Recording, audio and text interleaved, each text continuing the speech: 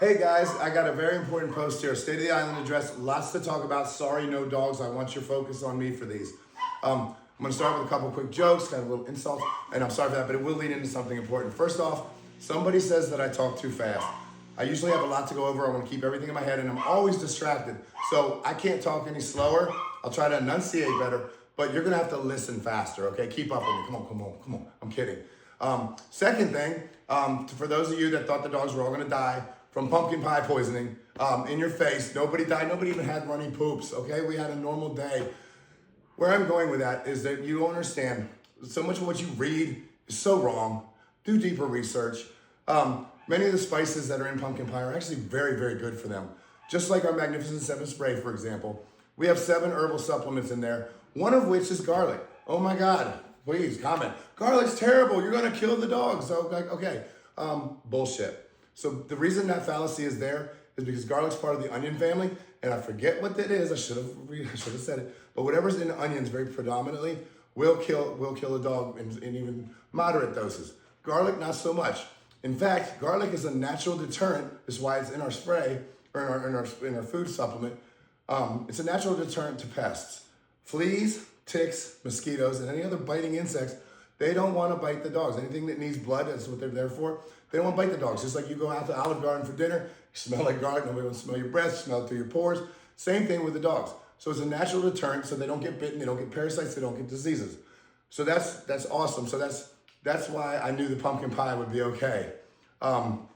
Speaking of our supplements, I want to let you guys know, many of you that follow know that I'm not a big fan of our dried or our hard dog treats. The reason why is I don't have big dogs, and with Chihuahuas, as with Skylar this morning, you know, they don't have a lot of teeth, and you know, they're very delicate, and I can imagine it just hurts. I've tried to crack these things, they're so hard. Anyway, they're great. Everybody, a lot of people love them. Nathan says, don't do that, it's our #1 seller. But the good news is we are discontinuing those treats finally. And the reason why we're not discontinuing yet, we're gonna get all of our stock run out first, and we're trying to plan that so that we don't have a lapse to where you don't have something, because we're replacing it finally with what I've wanted all along, which is a soft chew CBD treat that is bacon flavored, which we ourselves are going to replace any of our pill pockets. Even though Greeny's pill pockets, I've actually liked using them quite a bit. We're replacing those so that our dogs' pill pockets will now actually have, or you know, pills will tear them apart and put the pills in the treats. So the CBD will be in the treats, and I don't have to worry about the dogs when they have their teeth or missing teeth, for example. So that's that. Next on the list, and forgive me, I actually had to write notes down. Next, Quinny, okay? My little alien. She has finally landed in Ohio, where we're shipping things out. I'm not sure the details. If I know a little bit more, obviously they're going out immediately. You know, but with New Year's, it's going to be a little bit of delay. And I'm sorry for overseas and everything we had to deal with it. They've been sitting in Chicago for like 2 weeks, not being able to move. And then they had to go to Flagstaff or whatever, but they're finally here. They're home. One thing that's happening is her packaging for this is so unique that we're packaging her flat. We don't want to send boxes because if it gets crushed, it'd be ruined. So if we send that flat and send her, I think they're talking about 2 packages coming to you guys so that the box stays in shape. There should be instructions. You're gonna have to put her together, and I'll show you when I get it so that I can help you learn to do that. But Quinnies are starting to go out, so they're on their way finally. Next, I know we've talked about scammers, and guys, right now I can't do anything, and honestly, I feel for you guys, I feel for myself on my page. When you see those scammers, how many people just say, screw this page? You know, even if they kind of like it, unless you're a diehard fan like you fan base are, our family, you know, anytime a scammer comes up, well, screw this, I'm not gonna, all it is scams coming up. So for that, it hurts my business, obviously, but more importantly, those who don't know any better, yes, they get scammed, and they get possibly scammed out of money. They've gotten worse. They're stealing my pictures. They're stealing my stuff from my profiles. They're making false pages. They are addressing you directly, saying, if you want to have Tiny, I'm going to adopt Tiny to you. I've gotten emails, messages on this. I'm fucking irate, excuse my language. I promise you that'll be the only cuss word in this video. But I can't do anything about them. But here's what I want to tell you guys. I am officially trademarked. Okay, it's not available to the 50 states for you to see yet, but I am in with the patent agency or with the trademark agency for the United States. I've paid for it. It has been approved. I've trademarked my name and logo, and then I have to pay a little bit more money. It's a very expensive process. And then even though I'm in the database, it will actually go out to all 50 states. But I'm already legally trademarked, which means everything is registered, which means everything is copyrighted. Where I'm going with this, all of these scams that are stealing my pictures, they can't tell it's copyrighted. I couldn't find the scam bot in Nigeria or India or wherever it's coming from. So I can't do anything about them. But I would like to know if we have any good lawyers out there that could maybe give me some advice. Zuckerberg needs to pay for this shit. I want to sue the shit out of, sorry, I wouldn't cuss anymore. I want to sue the shit out of Zuckerberg for this. He knowingly allows this to happen, and now he's knowingly committing trademark infringement on my company. And God knows how many other companies out there. I don't care if I get a dime out of it. I just want this shit to stop. So if we can get a class action lawsuit and sue the shit out of him, maybe we can get this done to where you'll have a better experience, we'll have a better experience, and these people will stop. Nobody gets scammed, no dogs get hurt, et cetera, et cetera. Done. Now, on to the raffle. As you know, New Year's Day. God, I love you guys, but how many times do I have to post this specific account, this amount per thing? Don't send me $100. Send me $10 donations so that each one registers as an entry. Okay? I can't help you. I'm sorry. There's been a lot. I got people donating the wrong account for PayPal account. It's on every post, and you're still going to one of my other PayPal accounts. I can't go through and find that, especially in the stuff that's all labeled for CBD or whatever, because I have one for CBD, I have one for merchandise, and I have one for raffle. It's that simple, so I can keep everything separate. I don't know what to tell you. So please, do that. The raffle is at 2 o'clock on New Year's Day. It will end at 11:59 and 59 seconds on New Year's Eve. And everybody that, even up into that last second, everybody that gets entered will actually have a drawing. With that, I've talked about some broad strokes. We know the grand prize coming here is the trip here, $1,200 CBD basket, $400 Happy Hour basket. Somebody has graciously donated a Airbnb for a weekend that has to be used by June 1st. And I believe in Virginia, Middle Virginia, it's beautiful mountainous country, or hilly country back in the woods. Gorgeous retreat. If nobody claims it, I'm gonna take it. So that's a good gift. I also, if I haven't said this yet, we're not gonna do shirts and stuff like that, because that is in my lap and it's too much of a pain in the ass for me to do it. But I can send anything to do with CBD, and that's all better for your dogs anyway. So a lot of the smaller gifts will be CBD.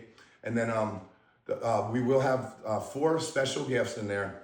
One will be a Thor, standalone Thor. One will be a standalone Nugget. One will be a standalone Quinny. And then the runner-up to the grand prize is going to get a Thor, Nugget, Quinny combo, all 3 of them. So you'll be caught up on the stuffed animals as we continue to go on, moving forward, getting more and more of these little guys having their own little stuffed animals, own artwork, and eventually, hopefully, their own children's book with their stories behind it. This is the direction we're going with all this. So these aren't just like flash in the pan things that, oh, this was on a Nugget thing once. Oh my God, do you remember Nugget? Here's her book. Like, that's the stuff I want to do eventually. Raises awareness, and I think it'd be great to do it. Okay, so with that being said, there's also going to be a bunch of consolation prizes. They're good to have on hand. We are discontinuing the Parvo recipe, the Parvo kits and the Parvo test kits. Reason why is because nobody wants to preemptively buy stuff, and I get that. I'm the same way.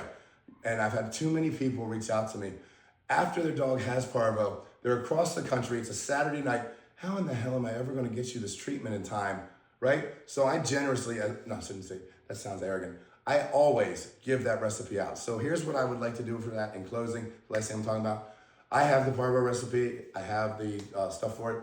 Every one of my platforms, except for YouTube, I can pin, I might be able to do it on YouTube, I just don't know how to use it. I can pin posts to the page. One of my posts or one of my pins at the top of all 3 pages, TikTok, Instagram, and Facebook, all will be just a screenshot of that Parvo recipe.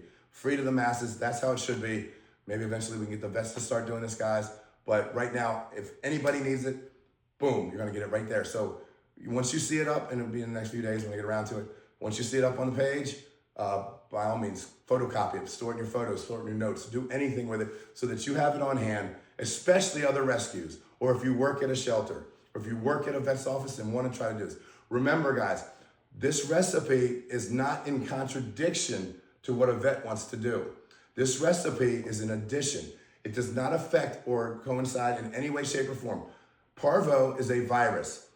The vets will only be able to, for $3,000 to $10,000, be able to give supplemental care, which means they're going to give antibiotics. Antibiotics treat bacteria.